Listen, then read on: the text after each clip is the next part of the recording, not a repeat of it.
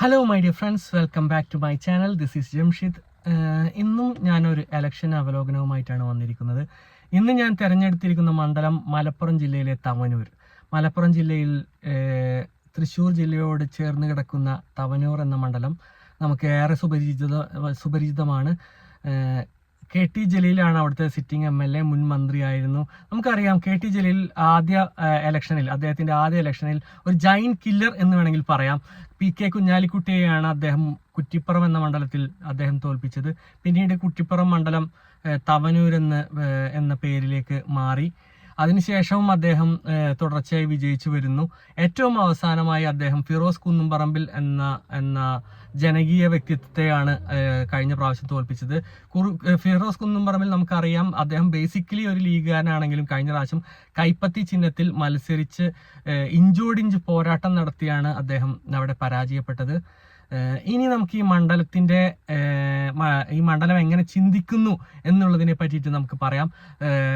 UDFന്റെ സ്ഥാനാർത്ഥിയായിട്ട് വന്നിരിക്കുന്നത് VS Joy, DCC president VS Joy ആണ്. ഇവരുടെ രണ്ടുപേരുടെയും അഡ്വാൻറ്റേജും ഡിസഡ്വാൻറ്റേജും നമുക്ക് എന്താണെന്നുള്ളത് നമുക്ക് അതിലേക്ക് കടക്കാം. VS ജോയ് എന്ന DCC പ്രസിഡന്റിന്റെ അഡ്വാൻറ്റേജ് എന്താണെന്ന് വെച്ചാൽ, കഴിഞ്ഞ പ്രാവശ്യം ഫിറോസ് കുന്നുംപറമ്പിൽ മത്സരിച്ചപ്പോൾ കോൺഗ്രസിനിടയിൽ കുറച്ചൊരു അസ്വാരസ്യങ്ങൾ ഉണ്ടായിരുന്നു. കാരണം ഒരു ലീഗുകാരനെ കോൺഗ്രസ് ചിഹ്നത്തിൽ മത്സരിപ്പിക്കുക എന്നുള്ളതിനെ പറ്റിയും അവിടെ ഉണ്ടായിരുന്ന കോൺഗ്രസിന്റെ സംഘടനാ സംവിധാനം വേണ്ട രീതിയിൽ അവിടെ പ്രവർത്തിച്ചില്ല എന്നുള്ള ഒരു ആക്ഷേപം ഉണ്ടായിരുന്നെങ്കിലും ഇപ്രാവശ്യം അതിൽ നിന്നൊക്കെ കവച്ചു വെച്ചുകൊണ്ട് നമുക്ക് കാണാൻ കഴിയും, ലീഗും കോൺഗ്രസും തോളോട് തോൾ ചേർന്ന് പ്രവർത്തിക്കുന്നതായിട്ടാണ് കാണുന്നത്.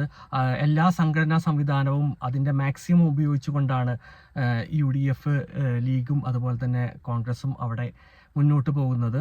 പിന്നെ നമുക്കറിയുന്നത് പോലെ തവനൂർ എന്ന് പറയുന്നത് ഒരു സെക്കുലർ മണ്ഡലം തന്നെയാണ്. അതുകൊണ്ടാണല്ലോ വളരെ വിരലിലെണ്ണാവുന്ന ക്രൈസ്തവ വോട്ടുള്ള ഒരു മണ്ഡലത്തിൽ, വിരലിലെണ്ണാവുന്നത് എന്ന് ഞാൻ കുറച്ച് എക്സാജറേറ്റ് ചെയ്ത് പറഞ്ഞതാണ്, എങ്കിലും കാര്യമായ ക്രൈസ്തവ വോട്ടുകൾ ഇല്ലാത്ത ഒരു സ്ഥലത്ത് ഒരു ക്രിസ്ത്യൻ സ്ഥാനാർത്ഥിയെ ഇൻട്രൊഡ്യൂസ് ചെയ്യണമെങ്കിൽ ആ മണ്ഡലം എത്രത്തോളം സെക്യുലർ ആയിരിക്കും എന്നുള്ളത് നമുക്ക് ഊഹിക്കാൻ സാധിക്കും. അത് ഒരു VS ജോയ്ക്ക് തീർച്ചയായിട്ടും ഒരു അഡ്വാൻറ്റേജ് തന്നെയാണ്.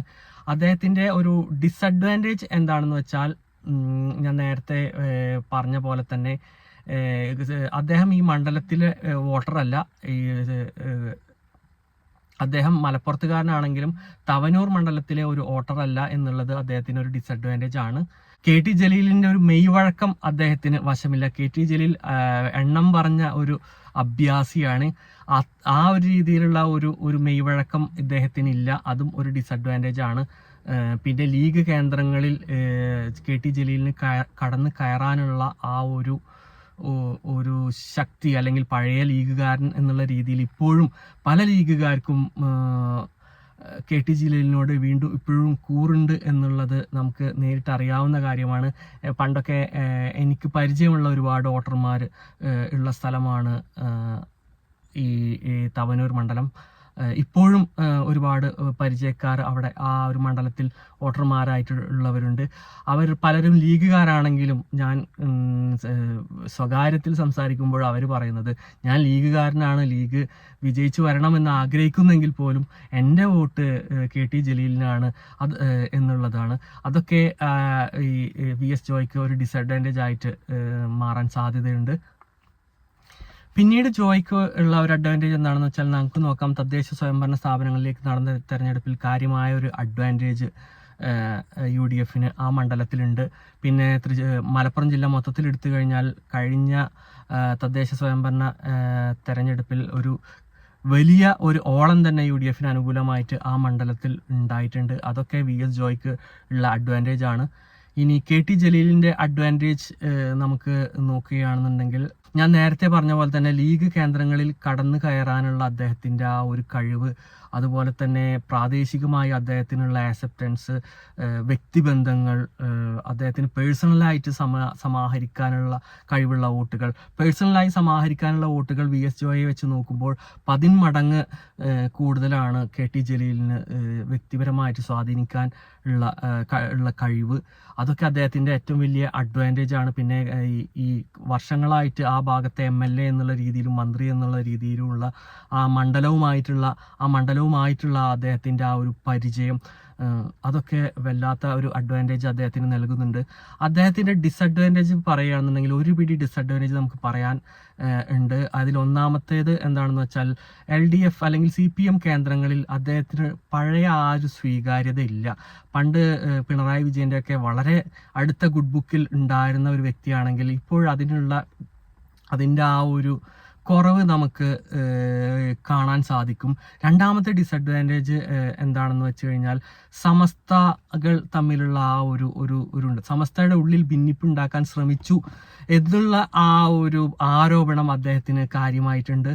മുസ്ലിങ്ങൾക്കിടയിൽ മുസ്ലിം സംഘടനയിൽ ഒരു ഭിന്നിപ്പുണ്ടാക്കാൻ ശ്രമിച്ച ഒരു വ്യക്തി എന്നുള്ള ഒരു ഡിസഡ്വാൻറ്റേജ് അദ്ദേഹത്തിന് നല്ലപോലെ ബാധിക്കും. അതും അദ്ദേഹത്തിൻ്റെ ഒരു ഡിസഡ്വാൻറ്റേജ് ആണ് ഈ ഒരു ഇലക്ഷനിൽ. പിന്നെ കൂടാതെ അടുത്ത ഒരു ഡിസഡ്വാൻറ്റേജ് എന്താണെന്ന് വെച്ചാൽ CPMൻ്റെ ഇപ്പോഴുള്ള ഒരു പ്രവർത്തനം, അതായത് ന്യൂനപക്ഷങ്ങളെ കുറച്ച് അകറ്റി നിർത്താനും അങ്ങനത്തെ പ്രസ്താവനകളും വെള്ളാപ്പള്ളി പോലുള്ളവരുടെ പ്രസ്താവനകളെ അദ്ദേഹത്തിന് ഡിഫെൻഡ് ചെയ്യേണ്ടി വരുന്നു. കാര്യമായി അതിലേക്ക്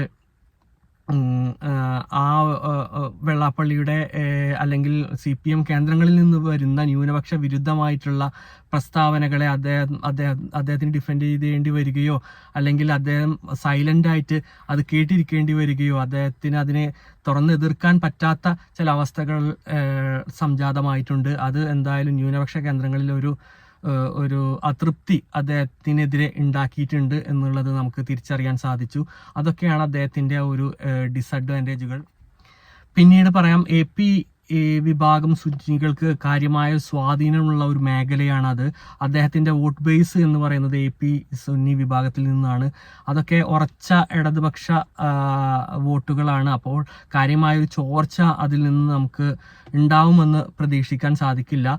ഇതൊക്കെ വെച്ച് നോക്കുമ്പോൾ ഈ വക കാര്യങ്ങളൊക്കെ വെച്ച് നോക്കുമ്പോൾ നമുക്ക് ഈ ഒരു മണ്ഡലം എങ്ങോട്ട് പോകും, VS ജോയ് വിജയിക്കുമോ അതോ